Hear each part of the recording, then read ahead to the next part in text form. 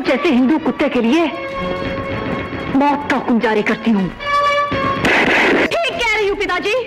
काश मैं हिंदू कौम में जन्म न लेती, किसी मुसलमान के घर में पैदा होती। मौलाना जी, मैं मुसलमान होना चाहती हूँ। औरतों पर जुल्म करना हिंदू कौम की पुरानी रिवायत है। ये औरत जाएंगी नहीं, हिंदू भी है, हिंदू भी है, हिंदू भी है। हे राम, ये क्या हो गया? गंगा एकदम उल्टी हो गई। हे राम, बोलो, ऐसा क्यों हुआ? ऐसा क्यों हुआ राम? हमसे पूछो। अगर जब्बार को चाहती हो तो मंदिर से निकलकर मस्जिद में आ जाओ, हमसे समेट लो। इसके लिए आखिरी और अटल शर्त यह है मिस पाटिल कि तुम कलमा पढ़ लो। ला इलाहा इल्लल्लाह मुहम्मदुर रसूलुल्लाह।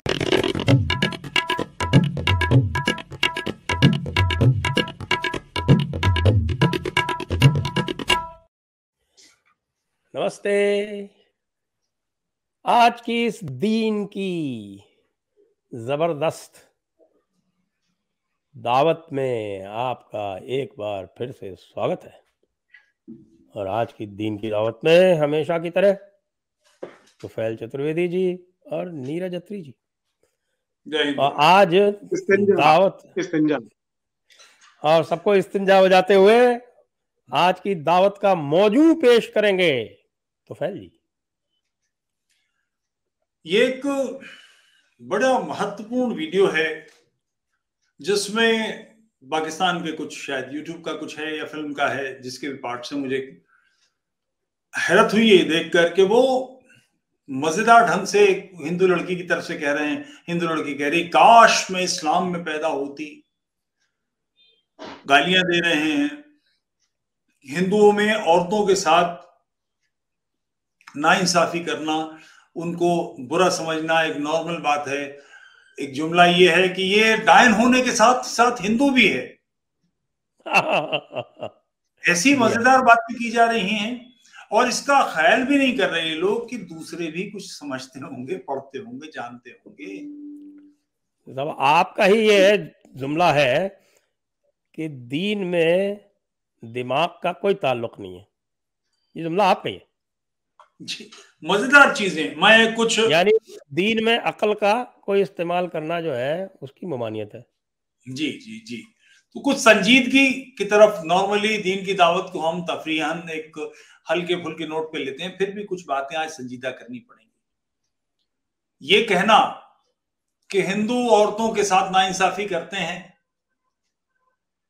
कोई सारे वैदिक वाङ्मय में, उपनिषदों में, मनुस्मृति में, महाभारत में कहीं कोई दिखा दे एक मंत्र, एक श्लोक, एक वाक्य, एक चौपाई जिसमें यह कहा गया हो कि औरतों के साथ नाइंसाफी की जाए, औरतों को बिस्तरों पर तन्हा छोड़ दो, उन्हें मारो। ये अगर मैं गलत नहीं हूं तो कुरान की आयत है। जी जी 4.34 इसमें किसके बेशक जी। इसमें और जुमला सुनिए। एक बार हजरत यानी सल्लल्लाहु अलैहि वसल्लम मोहम्मद साहब से किसी ने बड़ी हसरत भरी निगाहों से पूछा, या रसूल अल्लाह, मैं औरतों का बड़ा हरीस यानी भूखा हूं, इसलिए उन्हें औंधा डाल के भी उनके साथ जमा करता हूं। यानी समझ सकते हैं वो क्या कह रहे हैं, एनल सेक्स की बात है। इसमें आप क्या फरमाते हैं? तो फौरन अलवियां बैठे थे इस काम करने के लिए। ये तो उनका, आखिर मोहम्मद को अपने मुतमन्ना गोद लिए हुए बेटे से, जैद की बीवी से निकाह करने के सिलसिले में आयत अल्लाह ने भेजी कि आज से तुम पर मुक़ब्बल रिश्ते मंसूख किए गए। ये तो अल्लाह का पहला काम था कि वो सेक्स के सिलसिले में मदद करे। तो कुरान मजीद की सूरह बकर की आयत 223 में आई, निसाउकुम हर्सुलकुम, साहब खुद ही पढ़ लो। मैं अरे वो तो औरत मर्द की खेती है, यही तो है उसमें, और क्या है। औरतें तुम्हारी खेतियां हैं, जिधर से चाहो उधर से जाओ। ये तर्जुमा आज किया जाता, ओरिजिनल तर्जुमा ये है, औरतें तुम्हारी खेतियां हैं, उन पर जिधर से चाहो उधर से जमा करो। सही है।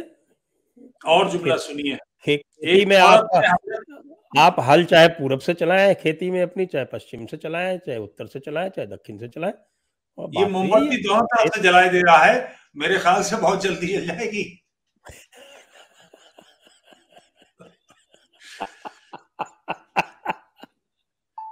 एक औरत ने सरकार दो आलम से पूछा कि हमारा शौहर हमसे चितपट दोनों तरफ से जमा करता है, क्या ये वाजिब है? तो सरकार ने फरमाया, क्या हरज है अगर सुराख पास पास है। ये अब देखिए एनाटॉमी को किस सलीके से वाज़े किया गया, बताया गया। और दुबुर के सुराख के बारे में क्या कहा है? जी। तो वो लोग जो ये बातें कर रहे हैं, दूसरों को ये समझा रहे हैं और इस किस्म की बेहुदा बातें करते हैं। और ये औरत डायन ही नहीं, हिंदू भी है। औरत कह रही है, काश मैं हिंदू न पैदा हुई होती। हे राम, मोहम्मद की मुमलिकत में आ जा। ये फरिश्ते, डायन, इस किस्म की बातें कहां से आई हैं? कौन लोग हैं जो इन सारी चीजों में यकीन करते हैं, इन सारी चीजों की चर्चा करते हैं? याजूज माजूज, इस किस्म की बातों में किसका यकीन है? ये कहते हुए लोग ये समझते हैं कि उनके अलावा कोई इस्लाम को समझता नहीं। महिलाओं के प्रति देखिए, ये पहली शर्त है कि इस्लाम को समझने के लिए कलमा गोह होना आवश्यक है। ये तो हुजूर कह गए हैं कि जिसने कलमा नहीं पढ़ा वो इस्लाम समझ ही नहीं सकता। पढ़े देता हूं, ला हौल वला कुव्वत इल्ला बिल्लाहिल अज़ीम, क्या दिक्कत है? अभी पढ़े देता हूं। जिस उषा को दोबारा पढ़वाना, ला हौल वला कुव्वत इल्ला बिल्लाहिल अज़ीम, उसमें क्या है, ये तो पढ़ ही दिया जाएगा। बहरहाल ये समझने का मामला है। और पहले ये सारी बातें इस तरह से चल जाती थी कि लोग पढ़े लिखे नहीं थे, लोगों के पास नुस्खे नहीं थे, लोग तर्जुमे के मजबूर थे, तर्जुमे के लिए कोई समझ नहीं सकता था। अब सारी चीजें तो खुद ही Quran.com, Sunnah.com या Andabetter.com कर करके सब तो खुद डाल दी सारी चीजें। उसमें भी ये हदीस सही है, ये हसन है, ये ज़ईफ है, ये फलानी है, सारी चीजें तो खुद डाल दी। आखिर वो लोग कौन हैं जिन्होंने हदीसों का संकलन किया, जिनकी वजह से ये सारी बातें खुल के आई? मैं हदीसों को थोड़ी सी अर्ज करता हूँ। हदीसें उनमें से हदीस लिखने वाले जितने भी हैं, वो जो आपके सही सिट्टा है, जो 6 मेन हदीस हैं, उनमें से एक भी अरब का रहने वाला नहीं था। सब ईरानी है। सब ईरानी है या तुर्क है, तुर्किस्तान के। हिंदुस्तान के लोगों ने कहा है कि ये अरबों से बदला लेने के लिए शिया लोगों ने, यानी ईरान के लोगों ने हदीसें घड़ दी। हमारी तरफ से तो साहब सब पे लानत भेजो, हम तो राजी हैं, कोई बात ही नहीं, दोनों हाथ उठा के कहेंगे, कोई दिक्कत नहीं। मगर जिन्होंने संकलन किया सियासत्ता की हदीसें बुखारी की, और इसमें एक उसका सिलसिला होता है कि रावी कौन है। इसके लिए मुहावरे बने, गुनाह बरगर्दन रावी, कि गुनाह रावी यानी बयान करने वाले की गर्दन पर। कोई शख्स है जिसने कहा कि मैंने मोहम्मद को ये कहते ये करते सुना, उसने फिर किसी को बताया, उसका कनेक्शन नरेशन हुआ, उसने फिर किसी को बताया, उसने फिर किसी को बताया। ये लगातार के नरेशंस हैं जो वो एक दूसरे को बताते हैं और उसकी चेन आगे तक आती है, और उसकी पवित्रता, पाकी और उसकी संजीदगी साबित करने के लिए मुहावरे दिए जाते हैं। ये हदीसें हैं सहाबियों की। बहुत से सब्जेक्ट्स ऐसे हैं जो सहाबियों की हदीस से कवर नहीं होते, तब उसके लिए ताबईन की हदीस आती है कि जिन्होंने मोहम्मद को नहीं देखा, मोहम्मद से सुना नहीं, मगर सहाबियों से सुना कि ये मोहम्मद ने कहा, ऐसा ऐसा कहा। तो ये सहाबियों की इन सियासत्ता की हदीसों के मुकाबले जरा सी 19 मानी जाती है, रेफरेंस इनसे मिलते हैं। फिर उसके बाद एक तीसरा दर्जा है तबा ताबईन की हदीस, जो जिन्होंने न तो मोहम्मद को कहते सुना न देखा, न सहाबी को कहते सुना न देखा, उन्होंने ताबईन को कहते सुना देखा, और ताबईन ने उन्हें बताया कि मोहम्मद ऐसा करते थे, यूं करते थे। ये बातें इतनी आवश्यक, इतनी संजीदगी से ली जाती हैं कि बुखारी इमाम बुखारी जिन्होंने हदीस का संकलन किया, सही बुखारी जो कहलाती है, उन्होंने जिंदगी में कभी तरबूज नहीं खाए। ईरान के थे, ईरान में तरबूज खूब होता है, तरबूज नहीं खाए। कहते हैं कि इसलिए नहीं खाए कि उन्हें यह नहीं पता था कि रसूल अल्लाह तरबूज किस तरह से खाते थे। उनकी हरकतों को नकल करना, उनकी हरकतों को अपनी जिंदगी में उतारना सुन्नत कहलाती है। तो ये जो सुराख पास पास की हदीस है या जमा उल्टा करके करना है, ये सब उस सिलसिले की रोशनी है। इस बात को समझना चाहिए। वो तरबूज इसलिए नहीं खाते थे, बाकी काम भी सारी कुछ इस हिसाब से किया और इस हिसाब से कहा, उसकी जिंदगी का ही सारा हिस्सा है। और नैरेटिव और उसके साथ साथ बयान करने वाले लोग तय किए गए। तो साहब, हम रद्द करने वाले कौन और आप रद्द करने वाले कौन, ये आज नहीं लिखी गई है, सदियां गुजर गई इनको लिखे हुए। और इनको वही मतलू कहा जाता है। वही मतलू यानी चलती फिरती कुरान। मोहम्मद ने जो कहा इल्हाम की हालत में, इल्हाम क्या था इस पर भी मैं आपको जरा सा इसी नेक किताब के जरिए से बताता हूं। कौन सी नेक किताब है आपके पास? अरे वाह सर, ये जो है, ये आप सही काम नहीं कर रहे। ये किताब जो है ये भारत में बैंड है। कब बैन हुई है? खत्म हो गया जमाना कब का। और 1928 से बैन है जी, 1928 से बैन है ये। 1928 को हुए 100 साल हो गए। 2 बार मुकदमे चले, अंग्रेजी कोर्ट में 2 बार मुकदमे चले हैं, और दोनों बार ये साबित हुआ कि इसमें जो कुछ लिखा है वो किताबों में दर्ज है। एक जुमला उन्होंने अपनी तरफ से नहीं बढ़ाया, पंडित चमुपति ने एक शब्द उन्होंने नहीं डाला है। ये तो गांधी ने उकसाया कि जब कोर्ट उन्हें न्याय नहीं दे रही, यानी उनकी मर्जी का न्याय नहीं दे रही, तो मुसलमानों को न्याय स्वयं लेना चाहिए। उसके बाद महाशय राजपाल को नंबर हुए। ये किताब महाशय राजपाल ने नहीं लिखी, ये लिखी थी पंडित चमुपति ने, मगर उन्होंने ये वादा लिया था महाशय राजपाल से, मैं लिख दूंगा। और ये भी किताब इसलिए लिखी गई थी कि इस्लामियों ने किशन तेरी गीता जलानी पड़ेगी, सीता का छिनाला, महर्षि दयानंद के बारे में कोई ऐसी बेहुदा किताब लिखी गई थी और वो खूब बटी थी। उसके जवाब में ये किताब लिखी गई थी। तो उन्होंने कहा था कि मैं लिख दूंगा मगर मेरा नाम नहीं आए। महाशय राजपाल अपने कौल के सादिक थे, ईमान वाले थे, पक्के ईमान, मुसल्लिम ईमान थे। उन्होंने कभी मर गए, 3 बार हमले हुए उन पर, उन्होंने इसके बारे में नहीं बताया। इस किताब को लेकर शिया हजरात तो पाकिस्तान के, मैंने खुद सुने, किसी और की बात क्या, मैंने सुने, वो कहते हैं कि ये किताब जिस पर लोगों को एतराज है, अहले सुन्नत, सारे सुन्नी हजरात की अपनी किताबों में दर्ज है। आप इसको बुरा कहते हैं, भला कहते हैं, जो भी कहते हो, ये तो वही नूपुर शर्मा वाला किस्सा है, और तो क्या। किताबों में तो दर्ज है, आप इसे रद्द कर दीजिए, इसे बाहर निकाल दीजिए। तो बहरहाल मैं जो बात कह रहा था कि उनको जो ये आता था, आयत आती थी, आयत जो बड़े पैमाने पर आई है वो आयशा के साथ बिस्तर में आई है, एक ही खटिया पे, एक ही लिहाफ में, एक ही गद्दे पे। उस वक्त उनके पास रसूल की हदीस में है कि उनके पास सबसे अच्छी आयतें उस वक्त आई हैं जब वो आयशा यानी बच्ची बेगम के साथ, जो 6 साल की उम्र जिससे उन्होंने निकाह किया था और 9 साल की उम्र में सरकार ने जमा फरमाया था। उस कैसा क्या वो तो मुझे मालूम नहीं, हदीसों में दर्ज नहीं है। बहरहाल ये सारी चीजें हैं। तो उस वक्त उनके मुंह से झाग निकलने लगते थे, दांत भीग जाते थे, बदन कांपने लगता था, आंखें पलट जाती थी, पसीना पसीना हो जाते थे। और फिर वो जो उठ के कहते थे तो लोग उसको कुरान माना गया। हदीस वो है जो मोहम्मद ने जिंदगी जी, वही मतलब इसीलिए कहते हैं उसको चलती फिरती कुरान। का मतलब ये है कि मोहम्मद ने जो जिंदगी जी वो हदीसों में दर्ज है। तो जो लोग इसकी बातों को गलत या अच्छा मानते हैं या नामुनासिब मानते हैं, वो कागज पे देखें क्या लिखा है।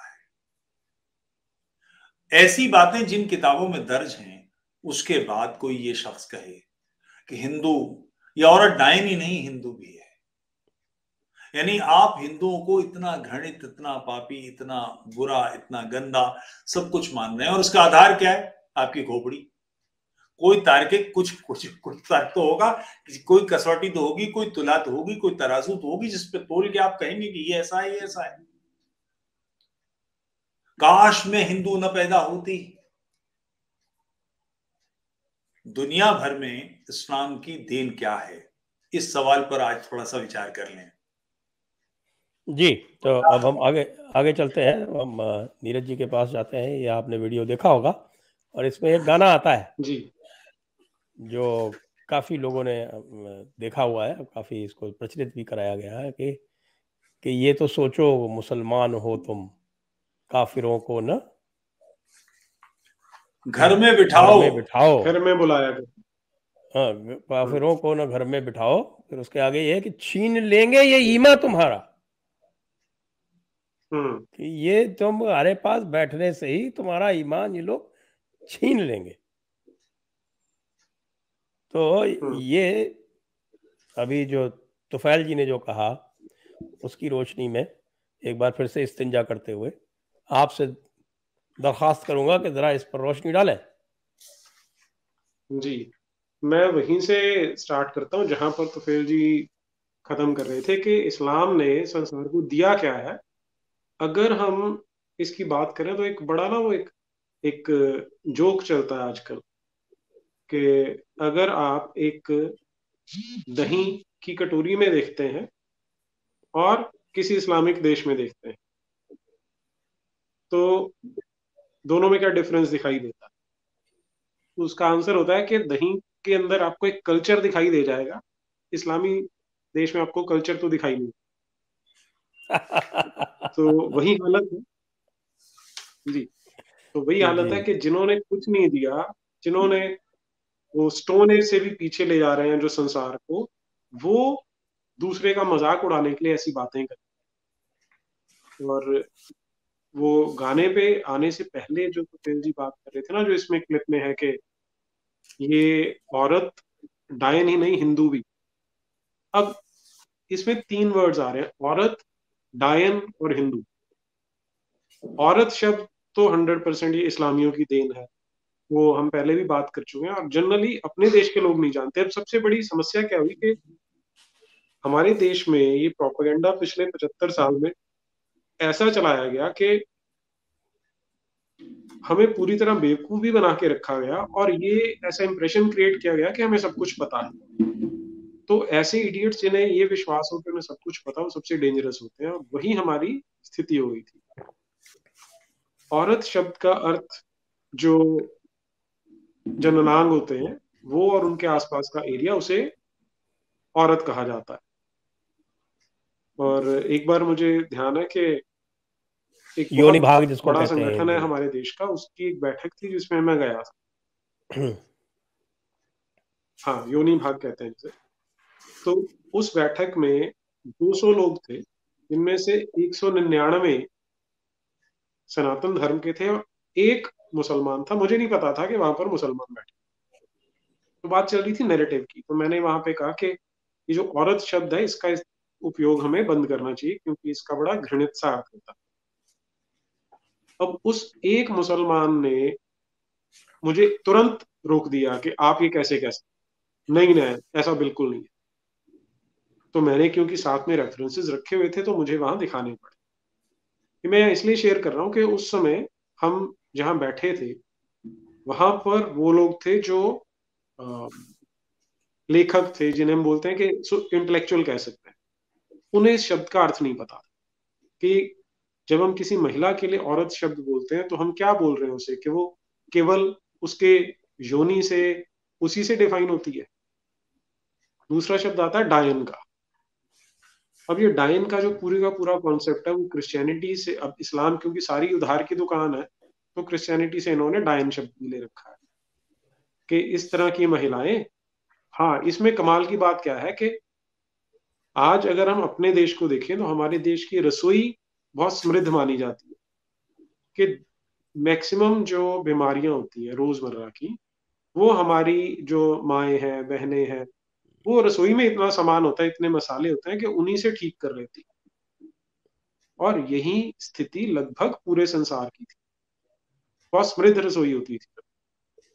और यूरोप में जैसे जैसे क्रिश्चियनिटी ने फैलना शुरू किया तो उन्होंने इस पे एक बैन लगा दिया कि कोई अपने आप से इलाज नहीं कर सकता, और जो महिला करती है इसका मतलब है वो शैतान के साथ सोती है और वो डायन है और उसे मार दिया जाता। ये आरोप लगाकर यूरोप में हजारों की संख्या में महिलाओं को जीवित जलाया गया, उन्हें डायन बोलकर, विचेस बोलकर, जिसे विच हंटिंग कहा जाता है। और उसी को बोरो किया है इस्लामियों ने कि जो अपना काम कर रही है, जो इनके उन छोटे से पैरामीटर्स में फिट नहीं होती, उसको डायन बोल के जला दो। और फिर वो कह रहे हैं कि ये औरत क्या डायन ही नहीं, हिंदू भी है। अब इस पे मुझे तो समझ में नहीं आ रहा था कि इस पे हंसना चाहिए, क्रोध करना चाहिए, या इन राक्षसों पे दया करनी चाहिए। मुझे समझ में नहीं आता, क्योंकि तीनों तरह के इमोशंस आते हैं। हंसने की बात इसमें ये आ जाती है कि जो अपनी पत्नियों को लेटर बॉक्स बना के घुमाते हैं, काले लबादे में डाल के, वो दूसरे को ज्ञान पेलने की कोशिश कर रहे हैं कि ये उनको उसमें एक वो आ रहा है कि इनकी तो परंपरा है कि औरतों का दमन किया जाता। पर इसे मेरे माइंड में संजय जी एक ही चीज आ रही थी जिसे वो प्रोपेगेंडा में द बिग लाई कहा रहा था। हिटलर ने या गोएबल्स ने, दोनों में से किसी ने कॉइन की थी ये टर्म, द बिग लाई। तो इसका मतलब होता है कि इतना बड़ा झूठ बोल दो कि लोग सोचेंगे यार इतनी इतनी बेशर्मी से तो वो झूठ बोल ही नहीं सकते। तो हम वो फेनोमेनन को देख रहे हैं कि ये, मुझे लगता है सारे क्लिप्स पाकिस्तान के थे, कि इतने बड़े लेवल पे झूठ बोलते हैं कि हिटलर या गोएबल्स भी शर्मा जाएगा इस बात पे। और ये जो नुसरत फतेह अली खान है, जो आपने क्लिप दिखाया था, राहत, इसके साथ ही मुझे वो दूसरा कौन सा राहत का गाना, उसके बेटे का गाना है, इनको तो नुसरत के। हाँ, वो उसका गाना है, लेकिन एक और वो शायर था जो हमारे यहाँ फिल्मों में बड़ी गजलें गाई हैं उसने, गुलाम अली। गुलाम अली का एक बड़ा फेमस है कि बैक स्टेज उसने एक बार कहा था, हाँ जी, कि मुझे काफिरों का पैसा अच्छा लगता है लेकिन काफिर अच्छे नहीं लगते। जब उससे किसी ने पूछा था कि तू यहाँ हिंदुस्तान में क्यों जाता है काफिर, तो ये सारे के सारे क्लिप्स हमें बताते हैं कि हमें हमें क्या, पूरे गैर मुस्लिम समाज को, ये टुच्चा सा समाज, घटिया सा समाज किस दृष्टि से देखता है और कैसे प्रोपेगेट करने की कोशिश करता है। और इसमें हंसी भी आनी चाहिए और घृणा तो इनसे होती है कि इतने नफरत से भरे हुए लोग हैं। और वो होगा भी क्यों नहीं, क्योंकि जहां वो कहते हैं ना कि जैसा गोडाउन होगा वैसे ही माल शोरूम में रखा होगा। तो अगर हम मोहम्मद का जीवन देख लेते हैं तो उसने ही इस तरह की नफरत फैला रखी थी अपने जीवन काल में। तो वो जो हम देख रहे हैं उसमें अगर मोहम्मद को पढ़ लें तो सब समझ में आ जाता है। इतनी संकुचित, इतनी छोटी मानसिकता, इतनी छोटी सोच एक व्यक्ति पे आधारित है, और उस व्यक्ति को पढ़ते ही समझ आ जाता है, जो कभी भी किसी भी तरह की फॉर्मल एजुकेशन तो थी नहीं उसकी। चलिए फॉर्मल एजुकेशन को छोड़ भी दे, उसने जीवन भर किया क्या, उसका क्लेम टू फेम क्या है? 12-13 साल तक वो कहता रहा कि मैं नबी हूं, मुझे मानो, मुझे मानो। लोग उसको पागल, मजनू, इस तरह की बातें बोल के झेल रहे थे। किसी ने मार दिया होता तो ये दुकान खुलती नहीं। लेकिन जैसे ही उसने लोगों को लूटना पाटना शुरू किया, उनको किडनैप करके रैंसम लेना शुरू किया, अब उसकी दुकान चल निकली। और वही गुंडागर्दी वाली मानसिकता आज, जिसे हम इस्लामिज्म कह देते हैं, एक्चुअली में तो उसे इस्लाम ही कहना चाहिए, क्योंकि वही सच्चा मोहम्मदवाद है और वही सच्चा इस्लाम है, जहां पर आप लूटते भी हो और हर तरह के टॉर्चर भी करते हो, और फिर आपने वो सेल्फ राइटियसनेस आ जाता। अब गुंडे बदमाश तो इस्लाम से पहले भी संसार में होते थे। हमने देखे हैं कि रावण जैसे लोग थे जो बलात्कारी भी थे, लेकिन उनमें कहीं ना कहीं एक शर्म होती थी, कहीं एक एलिमेंट ये होता था कि इसे कोई शर्म आएगी। लेकिन यहां पर किया क्या गया कि उसको एक डिवाइन सैंक्शन दे दिया, एक इमेजिनरी गॉड बिठा दिया 7वें आसमान पे कि उसमें का इनको लूटो पाटो। तो क्राइम भी करना है और उसकी शर्म भी नहीं करनी। तो इस तरह की एक कम्युनिटी आज पूरे संसार में खड़ी हो चुकी है। तो इसी का परिणाम है कि हम इस तरह के क्लिप्स आज देख पा रहे हैं। और वैसे हम, जैसे तुफैल जी कह रहे थे कि जनरली हम दीन की दावत में थोड़ा हल्का फुल्का रहते हैं, हंसी मजाक होता है, तो मुझे लगता है कि अपने आप में ही ये क्लिप अपने आप में इतना बड़ा मजाक है कि हमें एक सोसाइटी के रूप में, एक समाज के रूप में सोचने की आवश्यकता है कि जहां इस प्रकार के नीच मानसिकता वाले लोग, घटिया मानसिकता वाले लोग न केवल सरवाइव कर रहे हैं बल्कि सेल्फ राइटियसनेस के साथ जीवित हैं, तो इसका इलाज क्या किया जा सकता है, उस पर मुझे लगता है हमें मंथन करने की आवश्यकता है। संजय जी। जी जी वापस चलते हैं तुफैल जी के पास। जी आप कुछ कह रहे राहत फतेह अली पे मुझे एक वाकया याद आ गया। जी। राहत फतेह अली तो मर गए, देखा नहीं, लोग देखा जिन्होंने वो समझ सकते हैं। मैं संजय नहीं, जी, राहत तो जिंदा है, नुसरत उनके बाप मर गए। ये कव्वाली राहत की है नुसरत की है? राहत की है। राहत की नुसरत की? मुझे तो राहत की ध्यान है, आप बेहतर जानते हैं। मेरे ख्याल से नुसरत की है ये। अच्छा। ये तकरीबन इतने मोटे ऐसे समझे, मैं कैमरे में कवर नहीं कर पा रहा हूं कि मैं, संजय जी और नीरज जी, हम तीनों मिल जाएंगे और एक और बैठ जाए साथ में, तब भी अगर वो तराजू के एक पल्ले में बैठे होंगे तो ऊपर ही उठेगा, नीचे रहेगा। भयानक मोटे। दिल्ली में हुमायूं टोंब में कार्यक्रम था और किसने कराया था, दिल्ली का कोई, शीला दीक्षित जी थी उसमें मुख्यमंत्री प्रोग्राम था। सब बड़ी जोरदार कव्वाली धो धो धो धो धो धो धो धो ये हो रही थी, मतलब मांस के लोथड़े हिल रहे थे ऐसा। खैर साहब गाया तो बढ़िया था। तो मैं, मेरी बीवी, मेरी सास, और शादी से पहले की बात है, यानी ये 21 साल पहले की बात है, और मेरी साली साहिबा, हम चारों लौट रहे थे। भीड़ भाड़ थी लौटते समय। मतलब शादी से पहले की बात, और बीवी साली सास नहीं तय हो, अब बाद में बीवी बनी तो। अच्छा, मगर उस वक्त ओके। बात चल रही थी, लगभग तय जैसी थी। बाहर निकले तो भीड़ में मेरी सास बोली, ऐसे लोग बड़ी मुश्किलों से पैदा होते हैं। फौरन जुमला सूझा मुझे, आप सही फरमा रही हैं, सीजरियन के बावजूद घंटों लगे होंगे। सब वो तो मैं लेट गई बिल्कुल।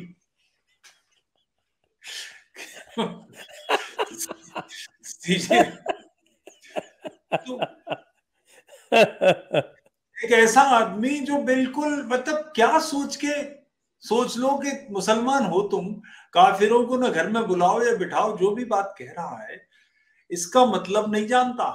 हिंदुस्तान में गाने आया ये हरामी, और हम लोग हैं जिन्होंने इन्हें बुलाया, हमारे ही बीच के लोग हैं जिन्होंने इसको बुलाया। और उसके साथ चंग बजाने वाले ईरान से आए, वो हिंदुस्तान में ना मिले। इतने बड़े बड़े चंग उनके धन धन धन धन करके बजा रहे थे, वो सब ईरान से आए। ये जो एक प्रैक्टिस है, ये मानना कि हमारे पास ही सारी कल्चरल बैकग्राउंड है, हम ही सही लोग हैं, हम ही सब दुरुस्त लोग हैं, और दूसरों के बारे में अंट संट बातें। एक बढ़िया वो जो मुझे वाकया याद आया, आयतुल्लाह खुमैनी से मरवी है। एक साहब ने बताया कि वो ईरान में थे, अचानक सायरन बजे बड़ी जोर से कि यानी एयर अटैक होने वाला है। मालूम पड़ा कि अमेरिका ने कोई रॉकेट छोड़ा है। तो वो दौड़ के अंदर गए, आयतुल्लाह खुमैनी से उन्होंने कुछ कहा कि ये मामला है, ऐसा ऐसा रॉकेट आ रहा है। तो उन्होंने सब्र करो कह के वो बाहर आए और उन्होंने हाथ उठा के कोई दुआ पढ़ी। सामने से रॉकेट आ रहा है, यहाँ ये दुआ पढ़ रहे हैं। अचानक मैंने देखा कि एक फाख्ता इधर से उड़ी और रॉकेट से टकराई, रॉकेट आसमान में फट के खत्म हो गया। ये है दीन, ये है जहानत। इन्हें डायन सूझती है, इन्हें ये अक्लमंदियां सूझती हैं। और इस किस्म की बातें नॉर्मल ढंग से, ये जो जाकिर हैं, जो इनकी बातचीत करने वाले शिया सुन्नी दोनों, मुकर्रर जाकिर, वो लोग इस तरह की बातें करते हैं। कभी किसी तकरीर में सुन लीजिए, इस्लाम पर ऐसी बात की जाएगी कि दीन सबसे अच्छा दीन हमारा, तारीख में सबसे बड़े हम, सबसे बड़े फाते हमसे ज्यादा किसी की जानकारी नहीं, सारी नॉलेज हमारी, सारे इजादात हमारे। मुश्ताक अहमद यूसुफी एक सब्जेक्ट पे बात करते हुए कहते हैं कि इस पर एक नज्म कहनी है, मुसलमानों के साइंस पे एहसानात। मुसलमानों के साइंस पे एहसानात, चंदे की कारकर्दगी, यतीम खाने का जिक्र, एसडी तहसीलदार साहब की मेहरबानी, इन सबको मिला के नज्म कही जाए। और उसके बाद वो आखिर में कहते हैं, मुश्ताक साहब भी खुद कहते हैं कि इस्लाम का जो आखिरी इजाद है वो तो चारपाई है, यानी दीन ने दिया क्या है, दीन ने दुनिया को तादाद बढ़ाना दिया है, चारपाई और उसका वक़िया इस्तेमाल वगैरह आप सोच सकते हैं, सारा का सारा काम यही है, इसके अलावा कुछ नहीं है। आप डिस्कवरीज करें, इन्वेंशंस करें, मैं खेती संभालूं, कोई बिजनेस करे, इन पर कैसे कब्जा किया जाए, कैसे हमलावर होकर इन्हें दबोच लिया जाए, दीन की सारी फिलॉसफी इस पर है। गैर मुसलमानों के हाथ से कैसे सब चीजें छीन ली जाएं। और आप जहां ऑस्ट्रेलिया में बैठे हैं वहां भी अब लोगों को चौकन्ना होना चाहिए कि ये वहां भी चलना शुरू हो गया है, ये फैलाव वहां भी। और जैसे भारत के हिंदू हैं भोले भाले मासूम, ना समझ ना जानकार, इस्लाम को ना समझने वाले, वो वहां भी शुरू हो गए। वहां भी वहां के जो ईसाई हैं उनके पास भी जानकारियां नहीं है, नतीजा उनकी एनक्रोच की जा रही, ग्रैब की जा रही है। लंदन में अच्छा खासा हिस्सा कब्जे में कर लिया गया है, कई काउंटीज में, कई इलाकों में, कई शहरों में पाकिस्तान के इस्लामी मेयर बन गए हैं। ये दीन का एकमात्र देन है दुनिया को कि आप सिस्टम खड़ा कीजिए, आप बढ़िया चीजें डेवलप कीजिए, आप शेयर डेवलप कीजिए, माइग्रेशन बाहर से होगा और उसके बाद वो उन सारी चीजों को अपने हाथ में लेंगे बड़ी मुस्कुराहट के साथ, और हाथ में लेके उसको बर्बाद कर देंगे। सत्यानाश। आपको बिरयानी खिलाई जाएगी, बिरयानी, वो सेवइयां खिलाई जाएंगी ईद की, उन सेवइयां और बिरयानी का जो खमियाजा है वो आपका मकान कब्जा कर लिया जाएगा। ये है दीन की सारी देन सारी दुनिया में। और इसी सोच के चलते हुए ये मानते हैं, इतनी बड़ी दावेदारी कि ये जो दुनिया है यानी धरती, हम जिस गैलेक्सी में हैं उस गैलेक्सी की कुल ग्रहों की तादाद 200 बिलियन के आसपास है, ऐसा एक आकलन है, क्योंकि गणना नहीं हो सकती।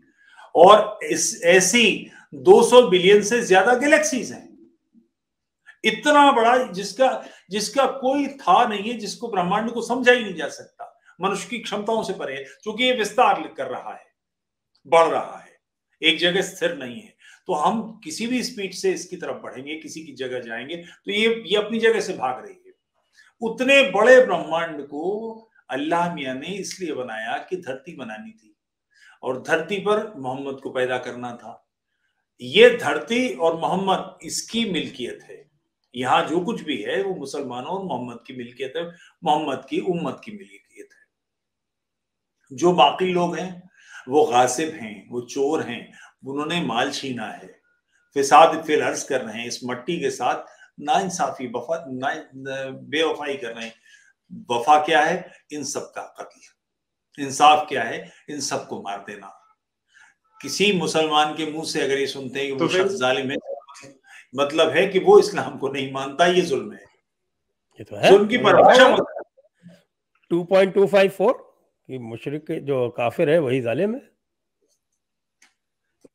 मिलाकर ये सारी बातचीत है, वो बातचीत इसी मकसद से है। इसकी तराजू ये है, इसकी तुला ये है, इसका कांटा ये है कि आप इस तरफ हैं, यानी दीन के हिस्से में मुसलमान हैं, शांति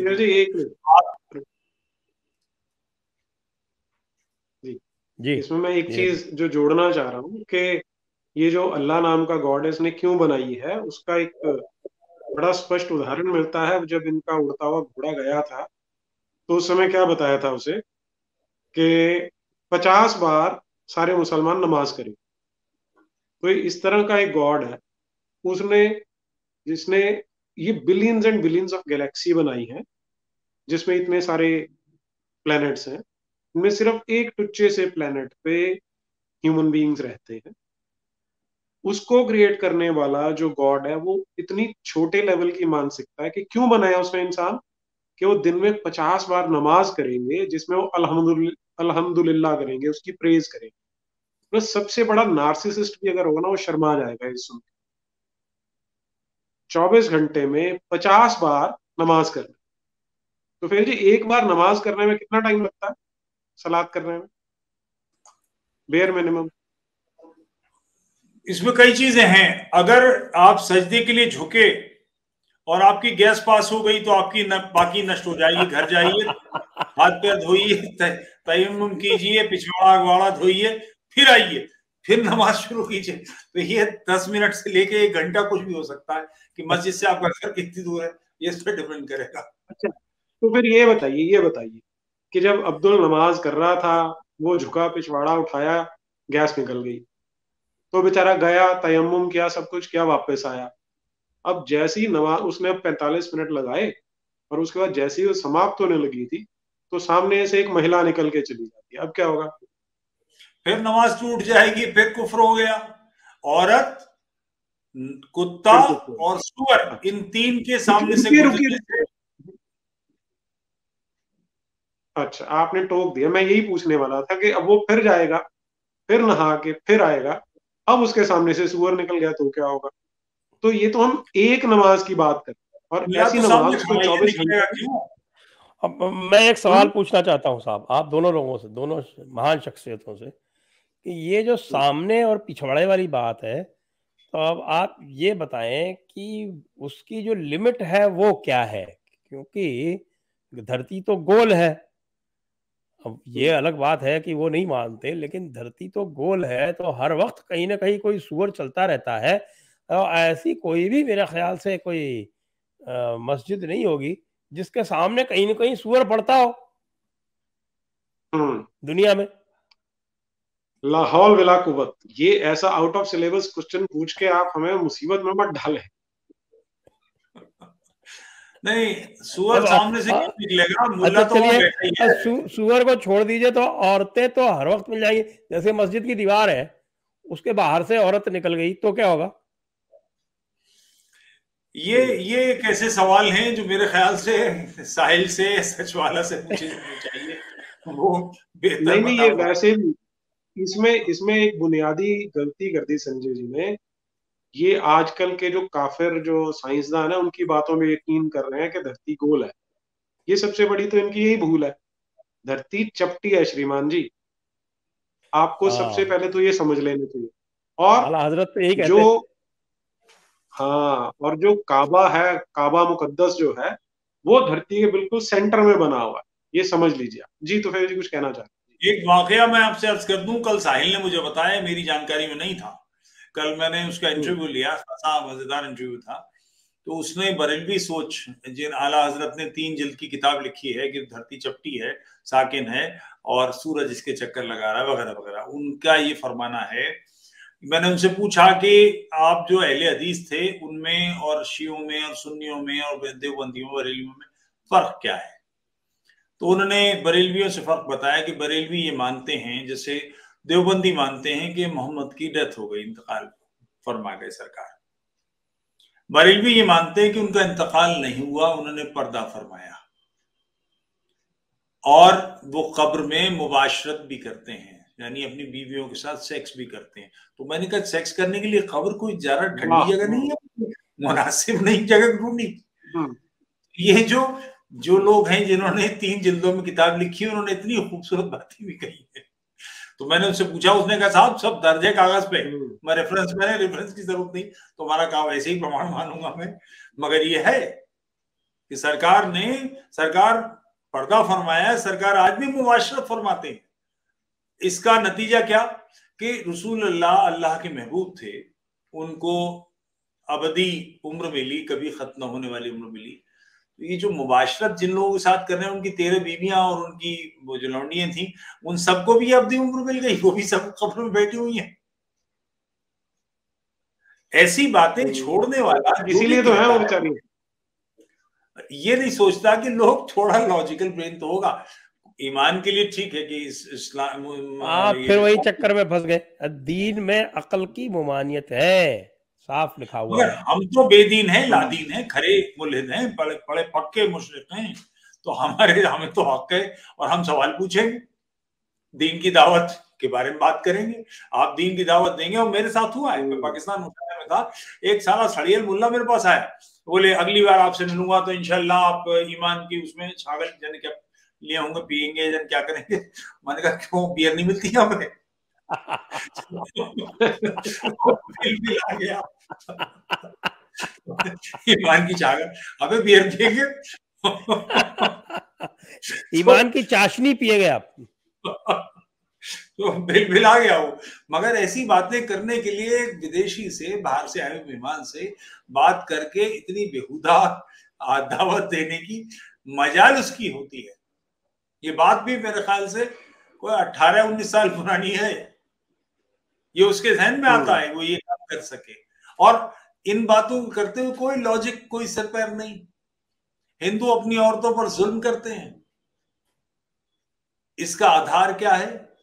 कहां ऐसी बात कही गई? कौन से किस शख्स ने ऐसा कोई सिलसिला कहीं कुछ है? ये सब ये लेफ्टिस्ट से सीख के आते हैं, क्योंकि लेफ्टिस्ट ने तो बहुत बड़े दुनिया भर का एट्रोसिटी लिटरेचर बना रखा है ना जी। कि साहब के हिंदू जो है वो जातियों पर अत्याचार करते हैं, हिंदू जो है वो महिलाओं पर अत्याचार करते हैं। इस तरह का पूरा एट्रोसिटी लिटरेचर इन लोगों ने, लेफ्टिस्ट ने क्रिएट कर रखा है।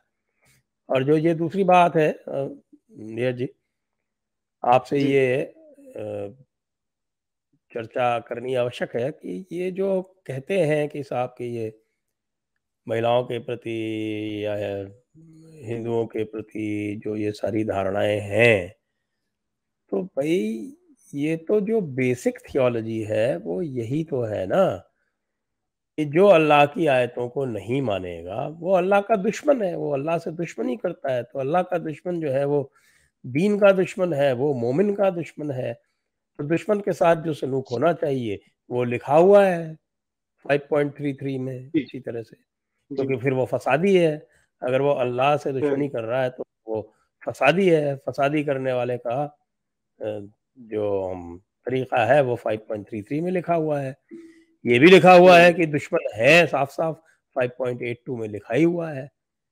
लेकिन एक चीज ये समझ में नहीं आती कि ये जो पाकिस्तान वाले हैं ये, क्योंकि इन्होंने कब्जा कर लिया, लेकिन जो हिंदुस्तान में जो पाकिस्तान है, अब इसी किताब में ये भी लिखा हुआ है 4.97 ये कहता है कि जो लोग जो हैं वो दारुल हरब में रहेंगे वो जहन्नुम में जाएंगे। और 16.41 में लिखा हुआ है कि जो हिजरत कर जाएंगे दारुल हरब से उनको जो है अल्लाह जो है उनको जो है वो बख्शीश देगा। तो एक तरफ से ये लिखा हुआ है कि साहब की उनको जो सजा मिलेगी, दूसरी तरफ लिखा है जहन्नुम मिलेगा। उसके बाद भी ये दारुल हरब छोड़ के, कुल मिलाकर ये कि दूसरे को बुरा मानना और अपने को सही मानना। इज्तिमा में, किसी भी इस्लामी इज्तिमा में जाइए, हिंदुस्तान पाकिस्तान सब जगह इस किस्म की बातें होती हैं। बड़े बड़े इज्तिमा होते हैं, उसमें मुल्ला पार्टी बड़े धड़ल्ले से कहती है कि सब ये अल्लाह की मुमलिकत है, ये जमीन उसकी है, ये उसका है, ये फलाना ऐसा है, धमाका ऐसा, इस किस्म की बातें वो लोग करते रहते हैं। और इन बातों को करने के बाद पलट के आप देखिए तो आपके हाथ में कुछ आवाज गूंज आती है। दुनिया भर में जो काम करना चाहिए, दुनिया में जो डेवलपमेंट है, उसमें इस्लामियों का क्या हिस्सा है? कौन सा काम उन्होंने किया है? क्या चीज उन्होंने बनाई है? जो कुछ आपने, मैंने बनाया है, हमने बनाया है, उस हमको अपना करने के चक्कर में वो लगे रहते हैं। और उसके नतीजे जो सीरिया का हाल है, जो इराक का हाल है, जो यमन का हाल है, जो अफगानिस्तान का हाल है, जो पाकिस्तान का हाल है, सब कुछ ये चल रहा है। जो अरब कंट्रीज में डेवलपमेंट है पेट्रोल का, उसमें करा धरा क्या है? उन्होंने उसमें से क्या किया? सारा पेट्रोल गोरों ने खोजा, उन्होंने रिफाइनरीज लगाई, उन्होंने बिजनेस संभाले। ये तो मालिक हैं उसके, जो कि जमीन इनकी है। बाकी सब कुछ तो दूसरों ने किया। जी, वो मेरा सवाल लगता है आप सुन नहीं पाए। जी, आवाज उड़ गई थी। नहीं, मैं समझ गया था आपका सवाल। 5 जी, आप वो कनेक्शन कट गया था, मैं उसी का आंसर देता हूँ जी। आपने जो 5:32 और 5:33 से शुरू किया था ना जी, मैंने कहा था कि भाई अगर संजय जी 5:32 को भी थोड़ा सा, नहीं, एक और मैंने बात कही थी, मैंने ये एक और उसने ऐड किया था, और वो मेरे ख्याल से तो फैल जी बता पाएंगे ज्यादा अच्छी तरह से। आप तो जो 32.22 जिसमें कहा कि साहब की जो अल्लाह की आयतों को नहीं माने वो दुश्मन, 5.82 जिसमें लिखा कि भाई यहूदी और मुशरिक दुश्मन, और उसके बाद फिर जो दुनिया में फसाद फैलाने वाले जो दुश्मन है वो फसादी, और फसादियों का जो ट्रीटमेंट है वो 5.33 5.32 में आया ही हुआ है। इसके अलावा मैंने ये कहा था कि जो बड़ी किताब है कुरान पाक, ये कहती है 4.97 में कि जो लोग दारुल हरम में रहेंगे उनके लिए वो गुनाह है, उनको सजा मिलेगी। 16.41 ये कहती है कि जो लोग दारुल हरम से हिजरत कर जाएंगे उनको बख्शीश मिलेगी।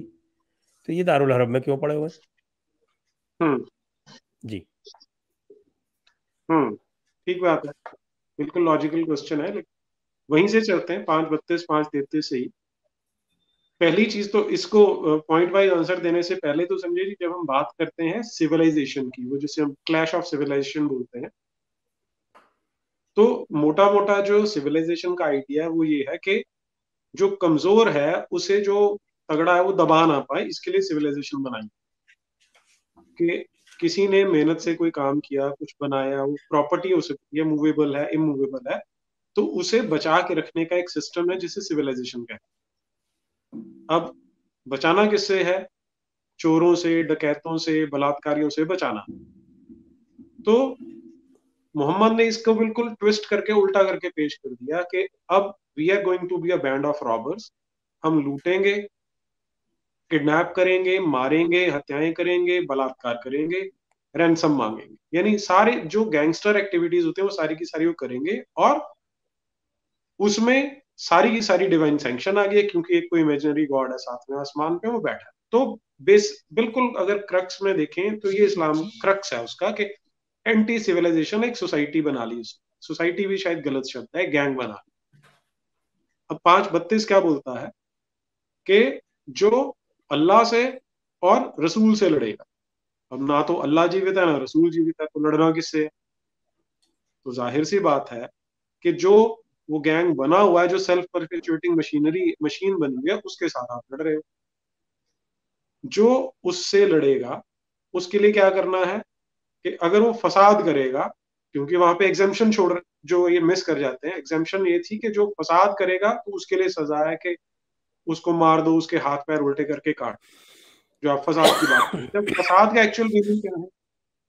उसमें फितना आ जाता है, उसमें कुफ्र आ जाता है। लेकिन अगर मोटा मोटा हम देखें तो इनकी अपनी जो किताब है, मैं जो रेफरेंस यहाँ बता देता हूँ, ये मैं ले रहा हूँ dictionary of the Holi Quran, लेखक है अब्दुल मन्नान उमर। और इसमें क्या बताते हैं जी, 15 मीनिंग बताए हैं इन्होंने फसाद के, बिल्कुल ब्रीफली। कि जो हमारी आजमाइश कर रहा है, जो अत्याचार कर रहा है, जो जलाता है, जो हमें परखता है, जो किसी तरह से परसिक्यूट करता है, डिस्ट्रेस देता है, हार्डशिप देता है, यानी पीड़न करता है, गुमराह करता है, कत्ल करता है, गलतियां करवाता है, किसी भी तरह से दीन से हटाता है, सिड्यूस करता है, सिड्यूस अवे फ्रॉम फेथ है, असंतुष्टि फैलाता है, खुराफात करता है, कंफ्यूज करता है, दंड देता है, उलट जवाब देता है, बहाना बनाता है, प्रलोभन देता है। तो आप इन 15 के 15 को देख लेंगे तो एग्जैक्टली सारे ये काम हमारे देश में क्या पूरे संसार में स्वयं मुसलमान, हर एक चीज इन्वर्टेड है, उल्टा करके रखा कि जो अगर वो दूसरा कर रहा है तो फितना है, उसको मार दो, उसको काट दो, उसको सूली पे चढ़ा दो, इस तरह की नॉनसेंस। लेकिन हम वही करते रहे। तो ये इस तरह से एंटी सिविलाइजेशनल आइडियोलॉजी है जो रिलीजन के मास्क के पीछे छिपी हुई, और उसके लिए वो दीन की दावत देते हैं। अब आपके वाले पॉइंट पे चलते हैं कि ये तो हुआ कि हमें किस तरह से ब्रांडिंग की जाती है, और वही हम इस क्लिप में देख के। अब आया वो मुहाजिरों वाला। तो हम एक चीज जो यहाँ मिस कर जाते हैं वो है मक्कारी, क्योंकि उसमें वो कुरान में एक शब्द सेंटेंस आ जाता है कि सबसे बड़ा जो डिसीवर है वो गॉड है। असल में डिसीवर में वहां पे जो जो टर्म है वो मक्कारी है, मक्कार है, कि मकर कर रहा है वो। तो उन्होंने मक्कारी सीख रखी है, अकॉर्डिंग टू सिचुएशन हर चीज को ट्विस्ट कर लेते। क्योंकि अगर सारा सारा इस्लाम के अकॉर्डिंग चलेंगे फिर तो ना कभी ये मोबाइल फोन यूज कर सकते हैं, ना इंटरनेट यूज कर सकते हैं, ना रेडियो, ना टीवी, ना कार, कोई भी चीज यूज नहीं कर सकते जो 7th सेंचुरी अरेबिया के बाद आई। तो इनको गधे भी घूमना चाहिए, ऊंट पे ही घूमना चाहिए, वही काम करने चाहिए जो सल्लल्लाहु अलैहि वसल्लम करता था। लेकिन क्योंकि मक्कारी इनके अंदर भरी हुई है, इसलिए विद सूटेबिलिटी, विद टाइम, हर चीज जो सूट करती है उसको यूज कर लेते हैं। तो अब इनको, क्योंकि वो हिजरत करना इनके लिए पॉसिबल नहीं है, पता है कि पाकिस्तान तो कचरा है, it's like just a shit hole, वहां तो जाएंगे नहीं, तो जाए कहाँ, इसलिए उतनी चीज वो गायब कर जाते हैं। तो अगर हम ये सोचते हैं कि वो वाकई कोई दीन के पक्के हैं, कोई पक्के दीनदार है, फिर तो इन्हें कब का यहाँ से निकल जाना चाहिए था, और किसी भी यूरोपियन कंट्री में इनको वो रिफ्यूज भी नहीं लेना चाहिए था, पर वो सारा कुछ करते हैं। उसका रीजन यही है कि यहाँ पर एक वो मेल्टिंग पॉट है कि इसमें हर तरह के लोग आपको मिलेंगे, जिनको जब मौका मिलेगा तब वो इस्लामी हो जाएंगे, जब मौका मिलेगा तो वो हमारे साथी बन जाते हैं। तकैया तोरैया मुरूना कितमान। हाँ जी, तकैया तोरैया मुरूना और कितमान।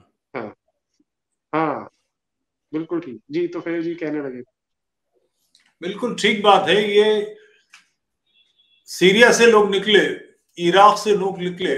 एक बात आपको तो थोड़ा सा 1 मिनट बस मैं बोल दूं, ये जो औरैया मकबूल जान है, जर्नलिस्ट बड़ा पाकिस्तान का, ये आज भी ओपनली टीवी पे हिंदुस्तान के मुसलमानों को गाली देता है और कहता है कि सब जहन्नुम में जाएंगे क्योंकि इन्होंने 1947 में हिजरत नहीं की। तो ये तो पहले जन्म में पहुंच चुके हैं पाकिस्तान में। ठीक बात है। हिजरत तो जिन लोगों ने पाकिस्तान बनाने के लिए वोट दिया था उसमें 5% ने भी नहीं की। पंजाब से थोड़ी बहुत हुई, बाकी कहां से हुई? कोई भी नहीं निकला, कोई भी छोड़ के नहीं गया। जो पैसे वाले थे वो जरूर यहां से निकल गए, बाकी तो कोई हिजरत किसी ने भी नहीं की। और पाकिस्तान में जाके महाजिर, ये रईस अमरोहवी साहब का, जॉन एलिया के बड़े भैया का कथा है, महाजिर के का बड़ा दर्जा है इस्लामी किताबों में। जो माइग्रेंट्स है महाजिर, उनके लिए महाजिर का बड़ा दर्जा है इस्लामी किताबों में। महाजिर फातहीने नफ्से अम्मारा को कहते हैं, मगर कुछ और मानी है महाजिर के कराची में, महाजिर खानुमो बर्बादो आवारा को कहते हैं।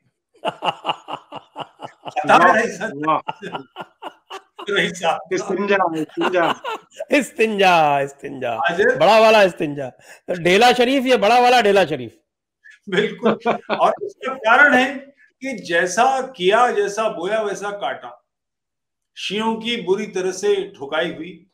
अहमदी और शिये सबसे आगे थे पाकिस्तान बनाने में। अहमदियों को तो कटीला बांस दूर तक और देर तक चढ़ाया गया।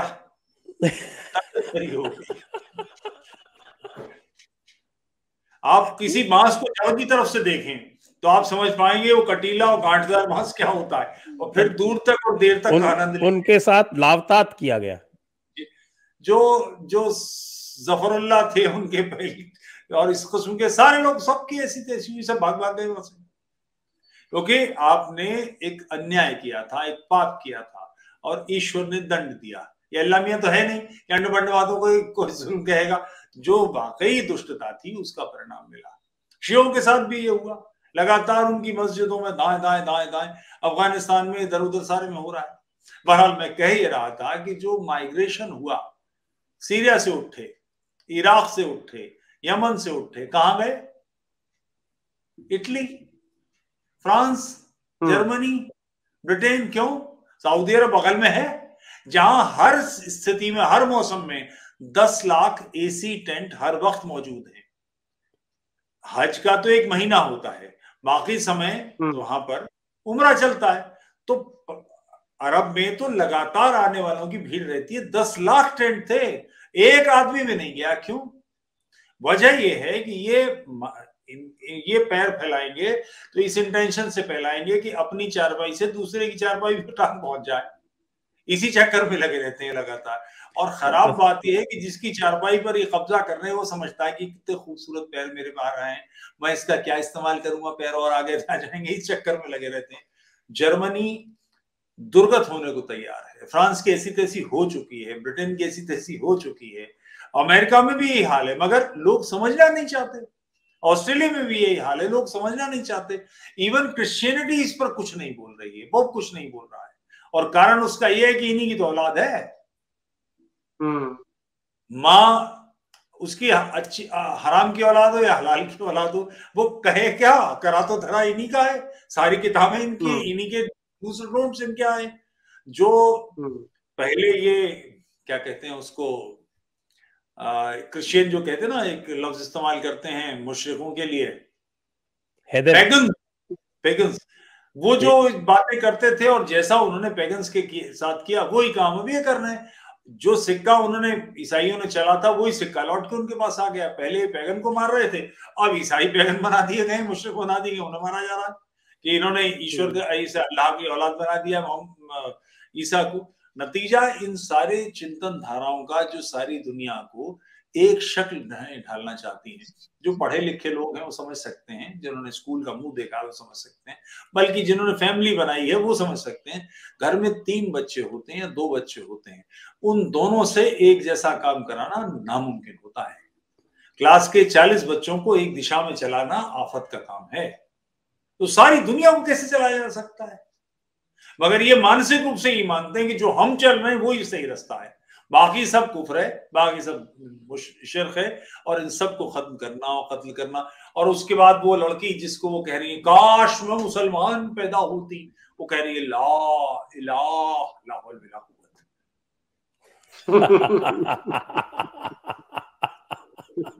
नहीं, वो भी तो है कि मंदिर को छोड़ के मस्जिद में आ जा, मस्जिद में जाएंगे तो वहां तो मौलाना बैठा है एक्सरे करने के, ट्रिपल एक्सरे करने के लिए।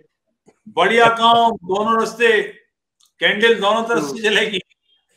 नहीं ऐसा नहीं है साहब, वो फतावा आलमगीरी में साफ साफ लिखा हुआ है, आप उसका रेफरेंस लें कि उसमें लिखा हुआ है कि अगर इस तरह का कोई काम किया जिससे दोनों सुराख एक हो जाएंगे तो फिर हद मारी जाएगी उस पर। हद का वही मतलब है जो मैं समझ रहा हूँ, हद का सजा मिलेगी। ये सब किताबुल हुदूद की बात कर रहा हूँ। आपने एक लफ्ज इस्तेमाल किया, जुमला था हद मारी जाएगी, तो मैंने कहा हद का वही मतलब है जो मैं समझ रहा हूँ। आप जो है, आपके दिमाग में शैतान आ गया है जी। तो मुझे लगता है फतावा आलमगीरी के ऊपर चर्चा हुए बहुत दिन हो गए। नीरज जी जरा थोड़ा स्टडी और कर लीजिए ना उसकी, तो थोड़ा और उसके अभी तो 200 पृष्ठ वॉल्यूम 2 के भी आ गए हैं मेरे पास, और अच्छा। उस वॉल्यूम 2 को भी, उसकी 2-3 बुक्स जो है वो भी पब्लिश कर दूंगा मैं शीघ्र ही। तो चटपटा नाम भेज दीजिए उसका।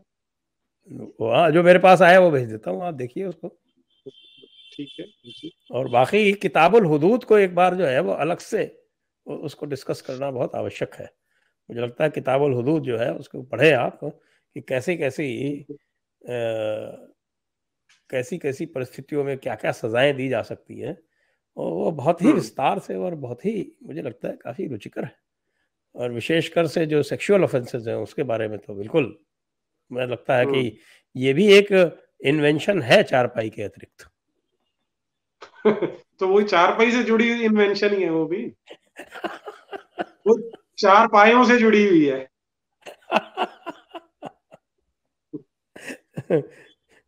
जी, मैं केक की आइसिंग के लिए एक वाकया सुनाई देता हूं अमरोहा का। हमारे एक दोस्त थे, शायर थे वो, और आवाज बनाने में माहिर थे। 10 शायरों की बिल्कुल ओरिजिनल नकल। औरत की आवाज बनाए तो बिल्कुल औरत, बच्चे की आवाज बनाए तो बिल्कुल बच्चा। बोले एक मुल्ला आ गया साला और मेरी जान हराम कर दी, कहीं जाए पकड़ ले, नमाज पढ़ने क्यों नहीं आते, ये है और अल्लाह ताला ने बताया कुरान में यूं कहा है और तो जन्नत में डाले जाओ फलाना होगा। रोजा हम कहीं जा रहे थे, सिगरेट पी रहे थे, पकड़ लिया, रोजे की हालत में सिगरेट पी रहे हो, कुफ्र कर रहे हो, ये वो। बोले साले ने हमारा जीना हराम कर दिया, 2 महीने में दुर्गत कर दी। बोले हम एक बुर्का पहन के गली के नुक्कड़ पे छुप गए, वो मुल्ला आया तो इन्होंने उसका हाथ पकड़ लिया और औरत के हाथ बोले चलो आज घर में कोई नहीं है, तुमको कहीं जाना नहीं दूंगा, मेरे साथ चलो। तो इसने कुछ हाथ ही हिलाने की कोशिश की, इतनी देर में 8-10 हाली मवाली जो पहले इन्हीं के कहे हुए छिपे तो आ गए। और लोगों ने कहा क्या बात है, क्या बात है, भी क्या मुश्किल है? बोले इन्हें मेरे दूध पकड़े। और मुल्ला पूरी तरह से बिल आ गया, बोले झूठ बोलती है, डरो को है, मेरी बीवी को आज तक शिकायत है, मैंने उसके नहीं पकड़े, इसके कैसे पकड़ूंगा? तो बोले मैंने बुर्के का ऊपर नकाब उठाई, मैंने कहा तुमने अपनी बीवी के भी नहीं पकड़े, और साथ आगे आगे मैं और पीछे पीछे मुल्ला बोले अगले दिन से सारी शहर में उसकी हो गई, जहां वो जाए लोग कहेंगे वो है जिन्होंने अपनी बीवी के नहीं पकड़े। बोले 3 दिन में हम वो छोड़ के भाग गया। इस्तिंजा इस्तिंजा। तो ये जिंदगी ऐसी ही है कि जिन्हें ये भी समझ में, ये भी कुफ्र और शिर्क लगता है। अदब के लोग हैं, ऐसी दुनिया में जीते हैं, इस तरह से सोचते हैं, हद है। नहीं वो तो फिर मैं आपको फतावा आलमगीरी का रेफरेंस दूंगा, उसमें तो साफ लिखा हुआ है कि साहब की दुबुर के रास्ते दाखिल होने को लावतात कहते हैं, और उसके ऊपर तो उसके लिए तो वो मौत की सजा है। लेकिन अगर तहमिया किया, तहमिया मतलब जानवर के साथ कोई बदफेली की, तो उसके लिए कोई सजा नहीं है, वो परमिटेड है। जी तुफैल जी, इस पर कोई आप अपना वाकया बताएंगे? जी जी संजय जी मुझे निकलना होगा, एक टीवी डिस्कशन है। अच्छा चलिए, तो फिर हाँ 1 घंटा हो गया, तो आप इसको यही समाप्त करते हैं, और ये जो मैंने थॉट दिया है वो आप लोगों के पास छोड़ देता हूँ। अगले डिस्कशन में हम लावतात और तहमिया के ऊपर क्यों ऐसा ये डिस्क्रिमिनेशन किया गया उस पर फिर बात करेंगे। वो हाँ चटपटे से भेजिएगा। जो बिल्कुल बिल्कुल बिल्कुल। तो इसी के साथ दर्शकों को बहुत बहुत धन्यवाद, नीरज जी बहुत बहुत धन्यवाद, तुफैल जी बहुत बहुत धन्यवाद। दीन की दावत कबूल हो। इस्तिंजा। इस्तिंजा इस्तिंजा।